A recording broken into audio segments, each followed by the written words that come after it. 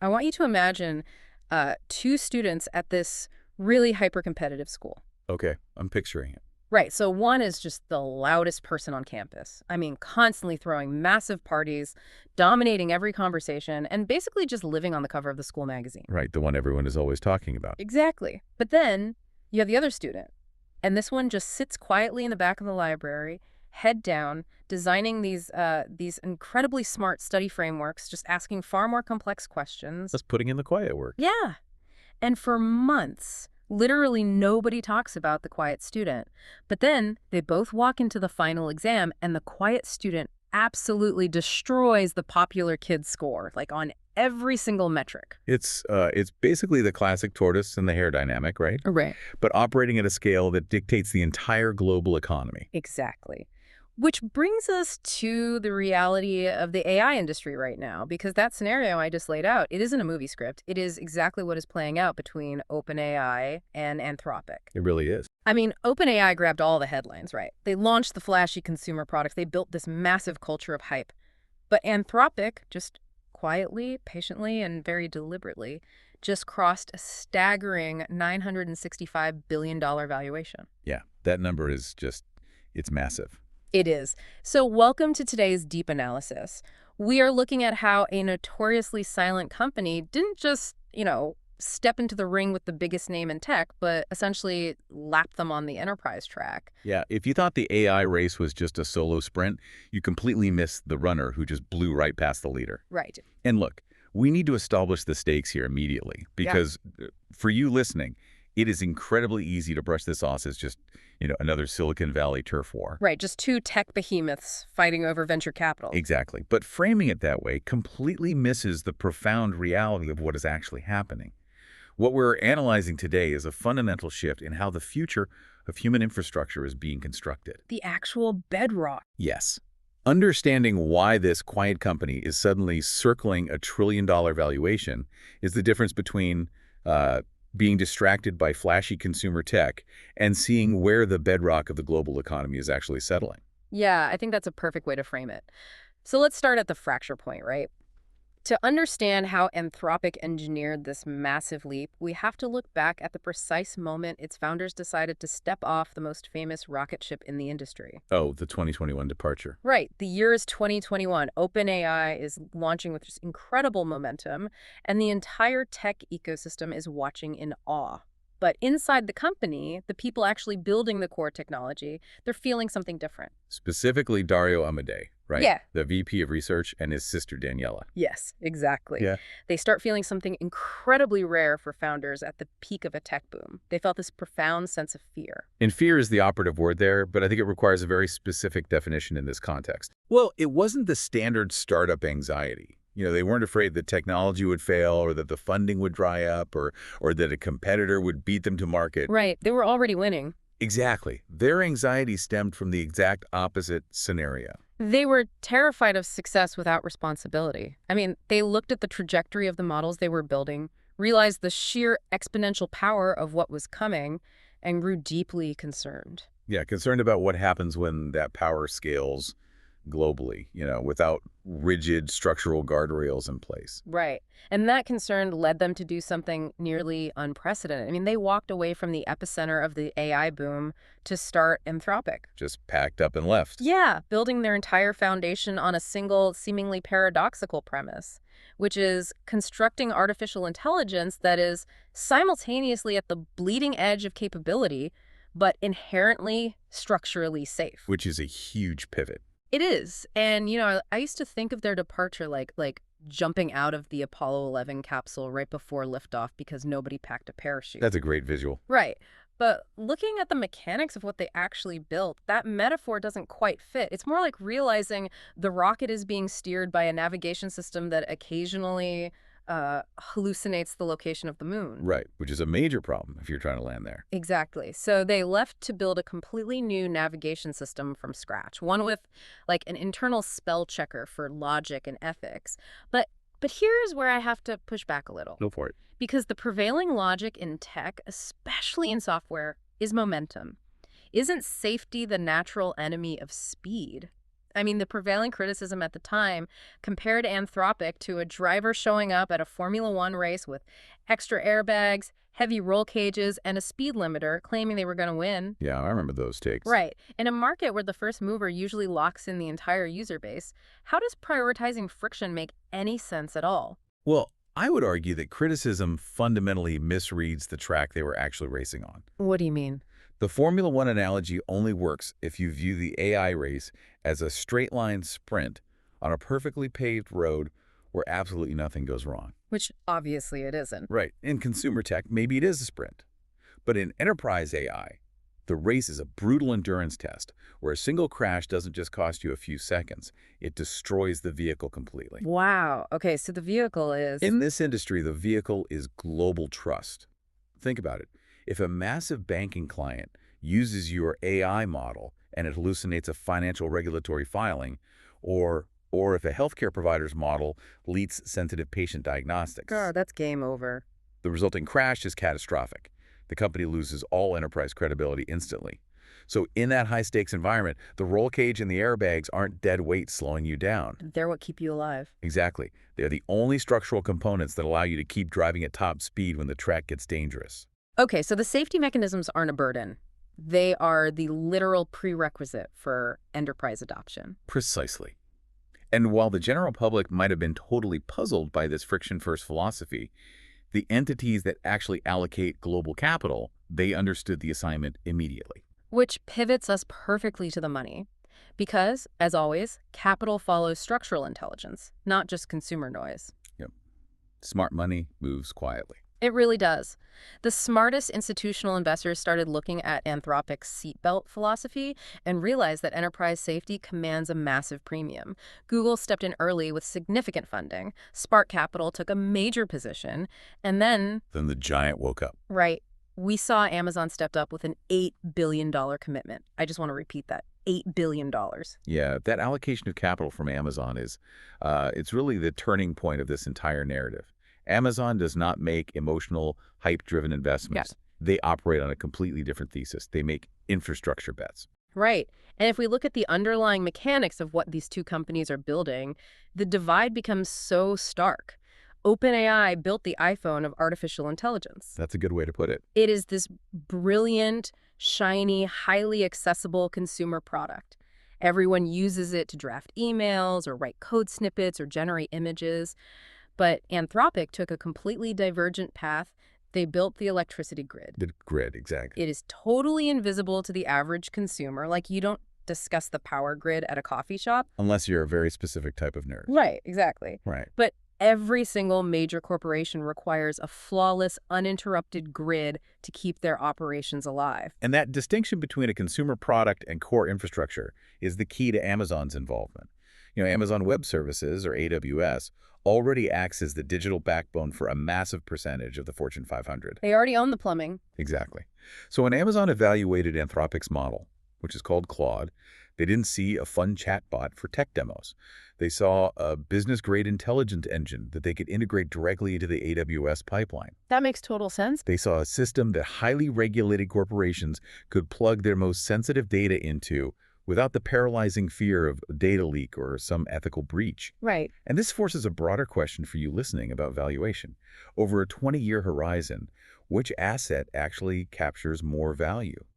The shiny device in everyone's pocket, or the invisible utility infrastructure that powers the entire global supply chain? I mean, the market has clearly cast its vote, which brings us to the valuation that has just dominated recent discussions, nearly $1 trillion, $965 billion to be exact. And understandably, that number triggers immediate skepticism across the financial sector. Oh, completely. It sounds absurd on its face. I mean, the average person hears $1 trillion valuation for a company they basically never interact with daily, and they instantly assume it is a tech bubble fueled by irrational exuberance. Right, just another hype cycle. Yeah, and I have to play devil's advocate here again, because $1 trillion just for being the safe option. In the history of Silicon Valley, move fast and break things hasn't just been a slogan. No, it's been the religion. It has been the undeniable blueprint for massive wealth creation.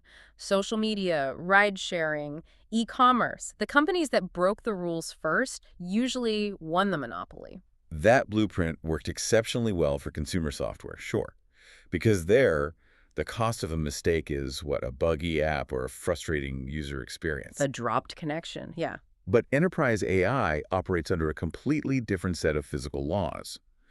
To dismantle the bubble myth, we have to look under the hood at the exact mechanisms Anthropic controls. Right. It's not just about today's product. Exactly. Valuations at the trillion-dollar scale are rarely about today's revenue run rate. They are calculated pricing of future control.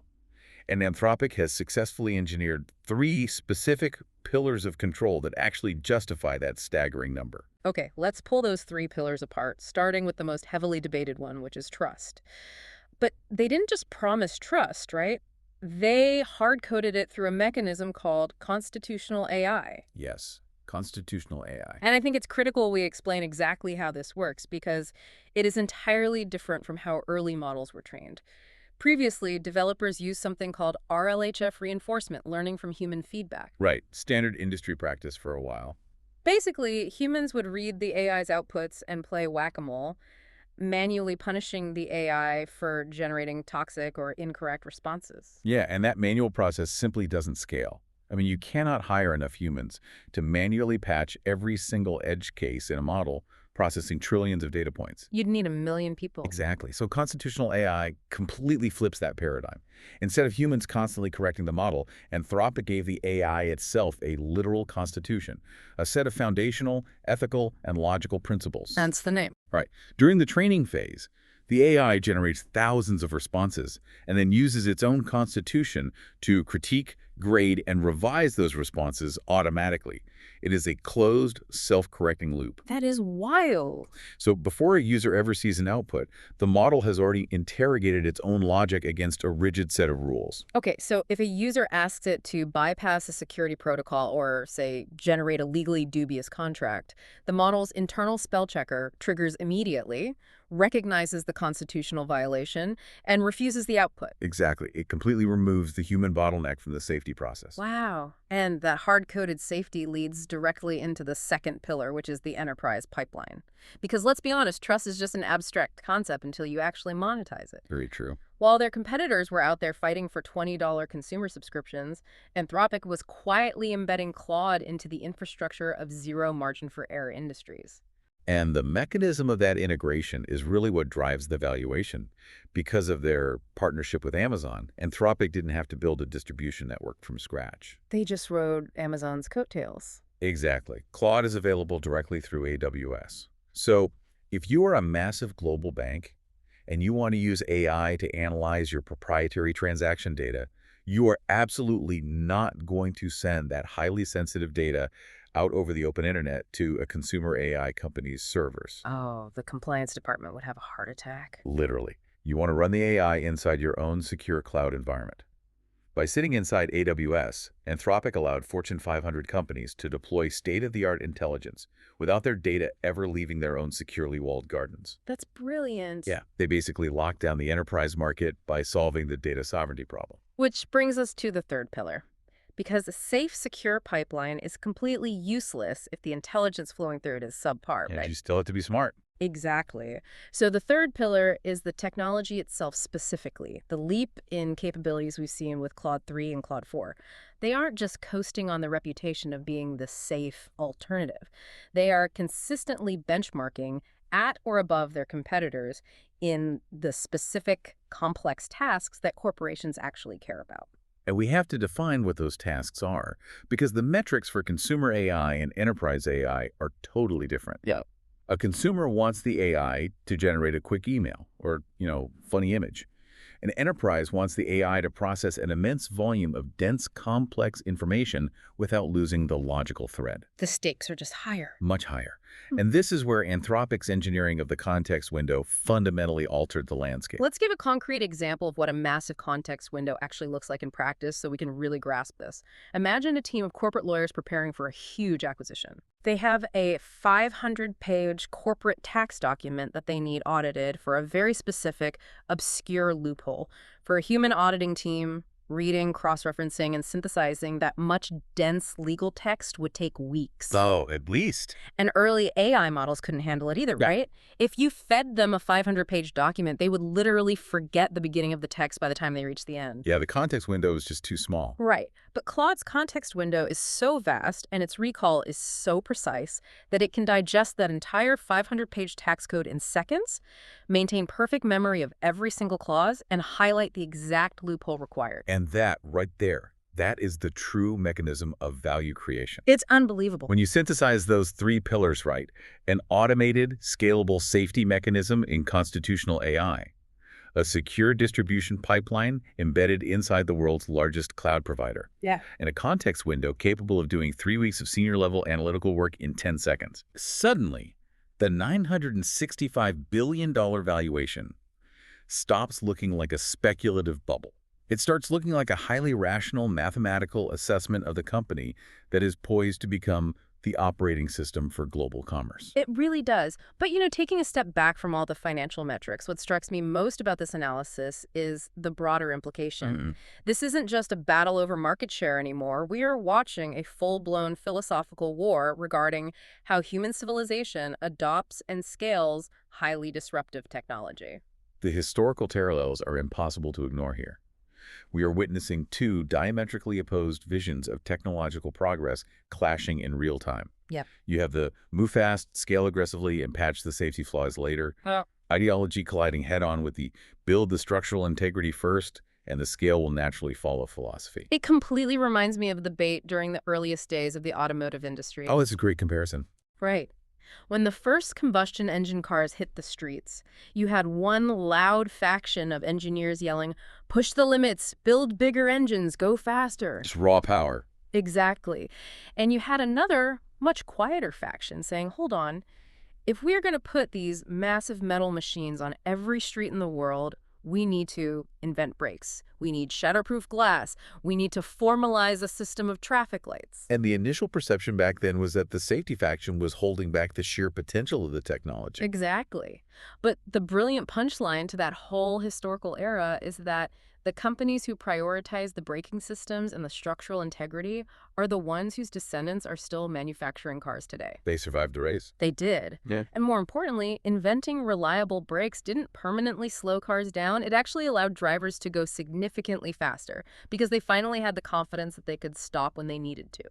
That is a fascinating way to look at it. But observing this philosophical war in the present day, how is the modern market actually voting? Because social media debates and tech think pieces are one thing, but where is the real gravitational pull of the capital? Well, the capital markets are ruthlessly pragmatic, right? They do not vote based on ideology or social media sentiment. They vote with their wallets. Exactly. When you look at the coordinated multi-billion-dollar investments from the world's most sophisticated infrastructure companies, the message is absolutely unambiguous. The market has analyzed the physics of enterprise AI and concluded that the safe lane is the only lane that actually survives the long race. Wow. So as we synthesize all of this, where does this leave us? We've traced the origin of the fear that built the company. We've mapped out the massive infrastructure bets, unpacked the mechanics of constitutional AI, and explored how a 500-page context window fundamentally rewrites corporate productivity. To understand the trajectory we are on right now, I think the most accurate parallel is the state of the internet in 1999. Okay, take me back to 99. Well, the entire world recognized that the internet was going to permanently alter the architecture of human society. But the market was in a state of absolute chaos regarding who would actually control that architecture. The noise-to-signal ratio was just deafening. It was entirely inverted. I mean, the companies dominating the headlines in 1999 were often burning cash on completely unsustainable consumer models. Right, the pets.coms of the world. Exactly. Meanwhile, Amazon was scraping by, relentlessly building out supply chain logistics. Google was just this minimalist search bar focused purely on algorithmic indexing. They were just building the foundation. Yes. The entities that ultimately inherited the digital era weren't the ones throwing the loudest launch parties. They were the ones boring deep into the earth to lay the foundational fiber optics. Right. Anthropic is operating on that exact same blueprint today. They aren't simply selling software. They're establishing a methodology for how artificial reasoning integrates into critical human systems. which provides a very clear, practical roadmap for everyone listening to today's deep analysis. Moving forward, as you navigate this rapidly shifting landscape, whether you are making investment decisions, restructuring your company's workflow, or simply trying to stay literate in the future of tech, Yeah, you have to start filtering out the consumer noise. you really do. Stop focusing on which AI generated the most viral image this week and start looking for the invisible grid. Look for the infrastructure models that prioritize data sovereignty, constitutional logic, and business grade reliability. Because the capital has already identified the winner of the enterprise race. It's just waiting for the rest of the world to catch up. It requires a total shift in perspective. You have to look past the surface level application to see the structural foundation underneath. Absolutely. But as we close out this analysis, there is one massive unresolved implication that we have to acknowledge. Oh, definitely. We've established that the quiet student is winning the race because she brought a constitution into the exam room. Anthropic is dominating the enterprise sector precisely because constitutional AI promises safety, ethics, and reliability. But if this invisible intelligence grid is rapidly becoming the foundational infrastructure that will power our hospital diagnostics, our global financial networks, and our legal systems, Yeah, it gets complicated. who exactly gets to write that constitution? And what happens when the rigid rules a machine uses to define safety don't perfectly align with the messy, nuanced reality of human logic? That is the genuine trillion-dollar question. And it is a problem that code alone cannot solve. It really is. The scoreboard for the future of human infrastructure just underwent a massive permanent correction. The quiet giant has taken the lead, and the rules of the race will never be the same. If today's deep analysis made you think differently about where the AI race is actually heading, be sure to hit like, share, and subscribe. Thanks for joining us.